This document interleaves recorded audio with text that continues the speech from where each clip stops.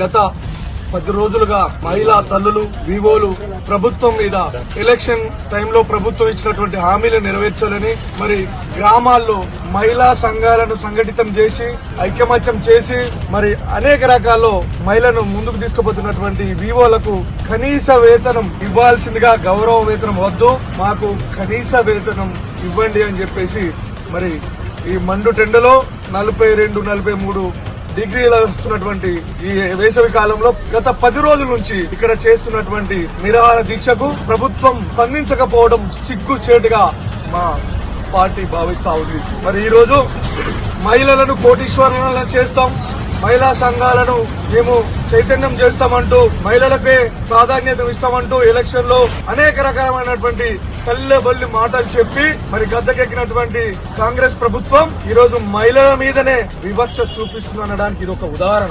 ఎందుకంటే గ్రామీణ ప్రాంతంలో ప్రతి ఇంటింటికి మరి వివోలు వాళ్ళ సేవలు అందుతారు.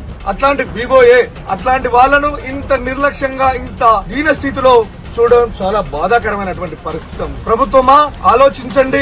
ఇన్ని రోజుల నుంచి ఈ మహిళా తల్లులు ఇక్కడ చేస్తున్నటువంటి ఈ నిరాహార దీక్షకు మీరు స్పందించి వారికి ఉద్యోగ భద్రత కల్పించవలసిందిగా మేమందరం డిమాండ్ చేస్తా ఉన్నాం పార్టీ నుండి. అదే విధంగా వారికి కనీస వేతనం అడుగుతున్నారు. వాళ్ళు ఎమ్మెల్యేలకు ఎంపీలకు మరి మీ మంత్రులకు లక్షల వేతనాలు ఇస్తున్నారు.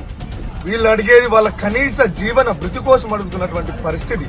మీరు ఆలోచన చేయాల్సినటువంటి అవసరం ఉంది. దయచేసి ఈ మహిళా తల్లుల్ని ఆదుకోవాల్సిందిగా విజ్ఞప్తి చేస్తూ వీళ్ళ పోరాటం నెరవేరేంత వరకు బీఆర్ఎస్ పార్టీ తరఫున మేమందరం అండగా ఉండి వారి కోసం రాబోయే రోజుల్లో ప్రభుత్వం దిగిరాకపోతే ఏ కార్యక్రమాలు వారు పిలిపించిన అధ్యక్షుల వారి అధ్యక్షతన పార్టీని కలిసి వాళ్ళతో పనిచేయడానికి మేము సిద్ధంగా ఉన్నామని తెలియజేసుకుంటూ ఈ అవకాశం ఇచ్చినటువంటి అధ్యక్షుల వారికి కృతజ్ఞతలు.